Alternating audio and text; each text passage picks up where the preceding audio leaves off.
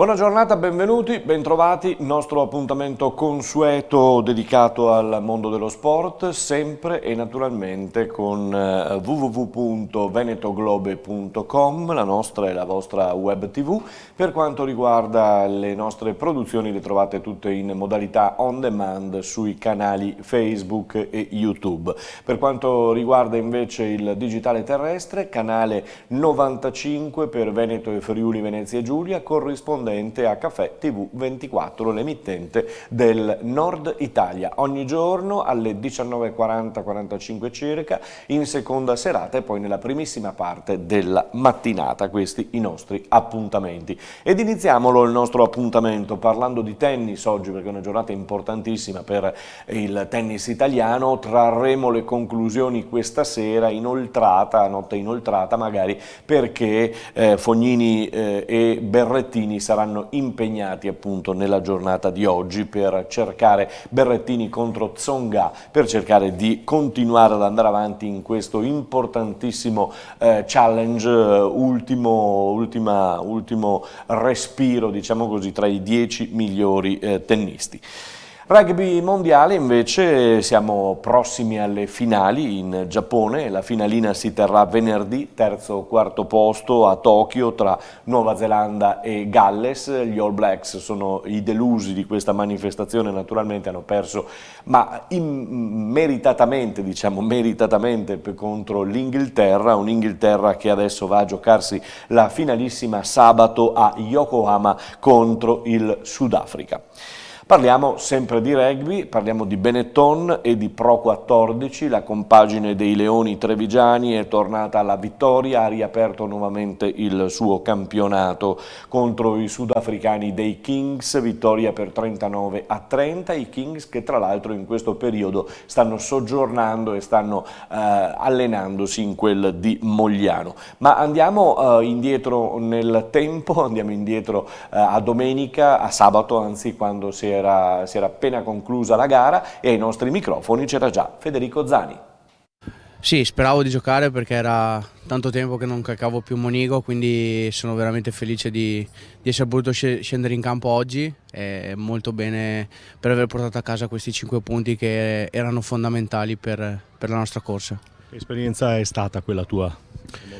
No, un'esperienza bella, sicuramente penso che sia l'obiettivo di ogni giocatore di rugby. E interessante, ho imparato tanto, ho avuto l'opportunità di giocare contro squadre veramente importanti come Sudafrica, peccato per gli All Blacks, però è stata veramente una bellissima esperienza. Questi sudafricani anche oggi insomma hanno provato. Sì, assolutamente, sono una squadra tenace che non molla mai e oggi l'hanno dimostrato e noi dobbiamo prendere quello che di buono c'è stato oggi e continuare a lavorare su quelli che sono i piccoli dettagli che fanno la differenza nelle partite. Qualcuno ha sottolineato che è più una cosa mentale. Sì, assolutamente, penso che non ci sia niente di preoccupante, dobbiamo solo lavorare a livello mentale sul lavoro di 80 minuti e non portare a casa la partita e basta, quindi penso che lo staff sia contento di questi 5 punti e noi altrettanto e dobbiamo lavorare in settimana per non far sì che succeda sabato contro Edimburgo. Stavo per chiederlo, Edimburgo conosci? Sì, sarà un avversario ostico che sta migliorando anno dopo anno e noi siamo pronti, li aspettiamo e lavoreremo in settimana per migliorare ancora di più questi piccoli dettagli che poi fanno differenza alla fine della partita. Contro Edimburgo si gioca a Monigo alle ore 18:15. Le coppe del basket adesso con l'Eurolega che ha visto Milano Corsara contro l'Alba Berlino, ha vinto 81-78, 7-8. Nell'Eurocup vittoria delle due italiane, Venezia ha vinto 81-78 a Vilnius, mentre Brescia ha vinto 73-65 in Francia contro Nanterre. Stasera Malaga-Trento e Virtus Bologna-Monaco. Per la Champions League stasera Sassari-Ostenda e Digione-Brindisi. Per quanto riguarda il basket di casa nostra, A1 TVB De Longhi Treviso che ha perduto sabato nell'anticipo a Trento per 92-86, adesso la testa è già a domenica al Palaverde alle 18:30 dove la TVB affronterà Pesaro. Pallavolo maschile con Civitanova sempre in vetta alla Superlega maschile dopo aver vinto 3-0 a Milano. Ora c'è la Supercoppa e si giocherà soltanto a Verona per quanto riguarda la Superlega tra i padroni di casa e Piacenza. In A1 femminile invece tutto bene per l'Imoco Volley Conegliano che continua a vincere 3-0, a farne le spese questa volta è stata la Pomica Salmaggiore dell'ex Gaspari. Stasera poi c'è la quarta giornata di campionato perché inizia un turno infrasettimanale, lo va ad iniziare l'Igor Gorgonzola Novara che affronterà Busto, mentre domani l'Imoco Volley Conegliano sarà a Caserta. Nella A3 di pallavolo maschile per il Motta di Livenza HRK, vittoria 3-0 contro Bolzano. In testa con Motta c'è Portoviro, prossimo turno interno tra l'altro a Motta di Livenza contro Civitanova. Domenica c'è stata, e ne abbiamo parlato l'altro giorno, la Venice Marathon che ha avuto un grandissimo successo di pubblico, di critica come sempre e di spettacolarità. Vi ha partecipato anche Alex Zanardi che ai nostri microfoni ha parlato e ha spaziato sul mondo suo e non soltanto suo ma anche quello paralimpico soprattutto importantissimo. Lo sentiamo in questa bella intervista. Alex Zanardi, allora penso che la tua più grande vittoria sia quella, oltre a tutte quelle sportive, di aver creato questo gruppo Obiettivo 3 che dà stimoli a uomini che diventano atleti. Beh, non so se si può definire vittoria, ma certamente si sta trasformando in una grande soddisfazione anche personale nel vedere ragazzi che hanno fatto loro davvero l'aiuto che abbiamo loro fornito, la spinta iniziale, perché poi lo sport non fa sconti, se non lo ami e se non gli dedichi attenzione e impegno è difficile che ti restituisca qualche cosa, quindi con Obiettivo 3 noi abbiamo voluto creare i presupposti per consentire a tanti ragazzi che erano rimasti ancora distanti dallo sport, principalmente per ragioni di carattere economico, insomma, abbiamo acquistato delle attrezzature che diamo in comodato d'uso, assistiamo i ragazzi anche nel loro percorso fornendo dei dati utili all'allenamento e soprattutto abbiamo creato una comunità che poi dopo ispira reciprocamente le persone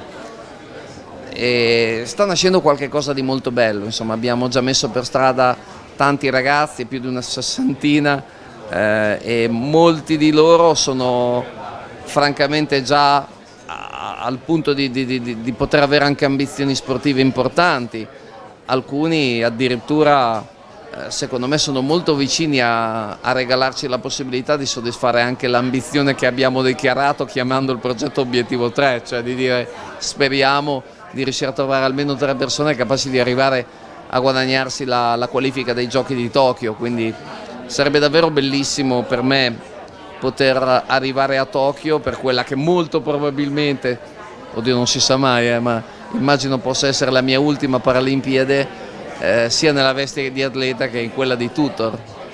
Oggi ennesima tappa delle Ali Family Run, 20.000 ragazzi complessivamente che hanno fatto sport. Cosa si sente dire a questi ragazzi, l'uomo e lo sportivo Alex Zanardi? Bah, certamente di far loro un grosso in bocca al lupo, di guardarsi dentro perché molti di loro magari hanno vissuto una bellissima giornata, hanno affrontato questa avventura in modo semplicemente partecipativo per stare in mezzo, come momento di aggregazione, altri magari, non lo so, hanno visto accendersi una scintilla dentro di loro che li porterà magari a provare a trasformare questa cosa in qualche cosa di più e magari in mezzo al gruppo ci potrebbe potenzialmente essere il finalista olimpico dei giochi del futuro. Si ascolta sempre con grande piacere Alex Zanardi e lo abbiamo ascoltato a margine, appunto a corollario della Venice Marathon. Adesso la Serie A per quanto riguarda il calcio. Ieri sera è iniziata la 10ª giornata con 2 gare. La prima si giocava a Parma, tra Parma e Verona, ha vinto il Verona per 1-0, e poi la seconda si giocava a Brescia, al Rigamonti, tra Brescia e Inter. Ha vinto per 2-1 l'Inter, ma c'è stato un bellissimo secondo tempo del Brescia e anche di Balotelli. Oggi attenzione a questa gara, cioè Napoli-Atalanta, si gioca alle ore 19, poi Cagliari-Bologna, Juventus-Genoa, Lazio-Torino, Sampdoria-Lecce, Sassuolo-Fiorentina, Udinese-Roma, mentre domani concluderà la giornata Milan contro Spal.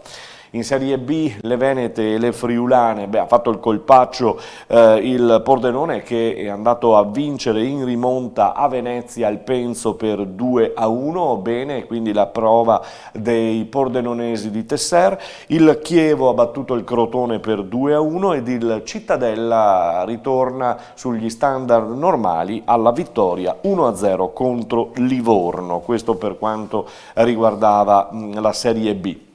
La Serie C ha fatto registrare nel girone B un posticipo l'altra sera per la Triestina, che è riuscita a collezionare la terza vittoria contro il Fano, vittoria per 1-0. Passiamo ai campionati che ci sono a noi più consoni e più vicini. Cominciamo dalla Serie D, dove il Montebelluna, vincendo 3-1 l'anticipo di sabato a Verona contro il Vigasio, è salita a punti 9 in classifica, mentre per le altre squadre venete diciamo che la cosa è andata bene a Feltre, per esempio, perché ha vinto 2-1 contro il Mestre. A Mestre c'è un po' di crisi, un po' di maretta. Il Belluno è stato sconfitto pesantemente 4-0 dalla Luparense, una Luparense che si è messa alla caccia del Cartigliano, che è capolista.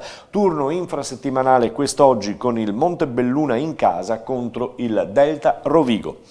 Eccellenza nei girone A, Giorgione in testa davanti al Sona, mentre un pochino più complicato il girone B, dove Portogruaro, San Donà, Porto Mansuè, che sembravano le 3 destinate ad ammazzare il campionato, per il momento stanno subendo anche la rimonta del San Giorgio Sedico, che è lì davanti a tutti per il momento, diciamo, ma attenzione perché è pericolosa la formazione bellunese.